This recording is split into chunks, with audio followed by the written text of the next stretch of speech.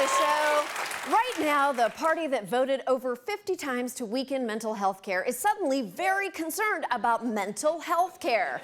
Not like concerned in the sense of funding it or doing anything about it, but concerned enough to use it as a distraction.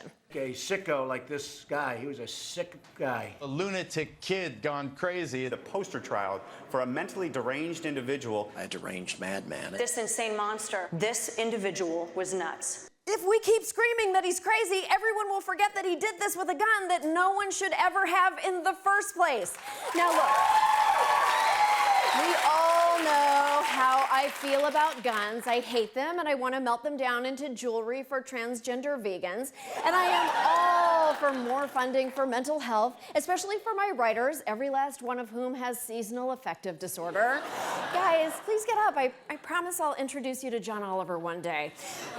But most mass murderers aren't mentally ill. Only about 22% of them are. That means the other 78% are just hateful assholes. And yes, Nicholas Cruz was mentally ill, but entirely separate from that, he was also a violent bigot. We have no reason to think his mental health was more to blame for what he did. The gunman wrote things like this: I hate Jews, expletives, immigrants. Shoot them in the back of the head. I think I'm going to kill people. The Associated Press reports one student says Cruz was abusive to his ex-girlfriend. The shooter also posted pictures on Instagram, including this one, which shows him wearing a Make America Great Again hat. Hey, Instagram made me blur my luxurious nipples, and he can put that shit up there?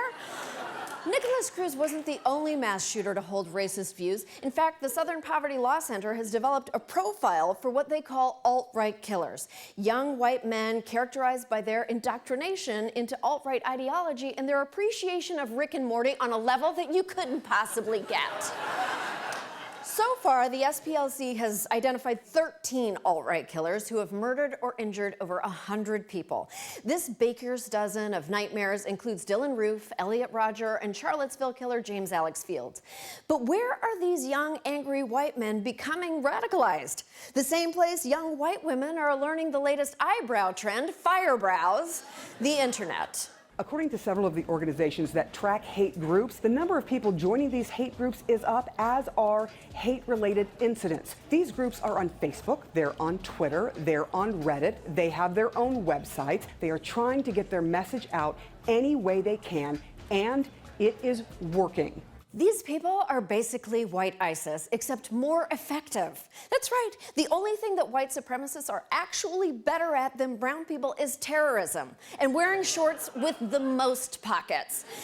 Look, I am not saying that every young man who gets red-pilled is being radicalized. Oh, wait. No, yes, I am, because that is what being red-pilled means. What does it mean to swallow the red pill? You pretty much accept this quote-unquote truth. That point of view was that women are having too much power. To swallow the red pill is to accept that everything you've been told about society, about gender, race, politics, is a lie.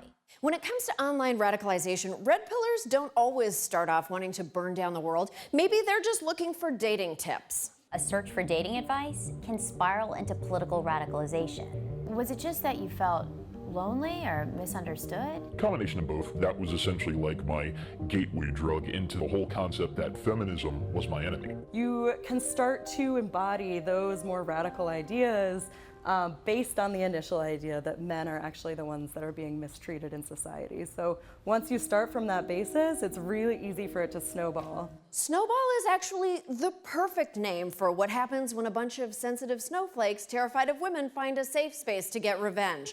Many of these communities are of self-labeled incels, short for involuntarily celibate. I mean, sure, okay. I mean, I call myself a big-call-mifa, short for Big Call the Midwife fan, which is really my favorite online community. Believe it or not, incels have a lot to say about women, who they call roasties, which I guess is a slur about how cis women's genitals look like roast beef. Well, joke's on them, because my vagina is actually a fully functioning gelato shop. It's way too cold in there, and everyone tells me the ones in Italy are better. alt-right mass killers aren't isolated. They grow out of online communities where people idolize Santa Barbara killer Elliot Rodger, film message board after message board with praise for school shootings, and Photoshop Dylan Roof's haircut onto their avatars. To be clear, these are people who don't know why they're celibate. Look, these kinds of online communities are where Nicholas Cruz, Elliot Rodger, and a lot of mass shooters were made. Isn't it fun to imagine a glorious world where we take that threat as seriously as we take Muslim refugees and aggressively peaceful black people? Before an alt-right shooter starts mass shooting, he's just an angry white man who hates women and people of color. And being angry and hateful is not a mental illness. In fact, some days it feels like it's as American as apple pie. These people lost their lives to the alt-right. If we want to prevent more deaths, we have to not just treat mental illness, but fight hate. Therapists can't cure hundreds of years of misogyny and racism, and we shouldn't ask them to. They have their hands full convincing me that not everyone at my birthday party hated me. Maybe they just came because they love cake. Organizations like Life After Hate can help de-radicalize bitter white men and dismantle hate movements. I mean, at least I hope they can, since Trump slashed the hell out of their funding. So you know what?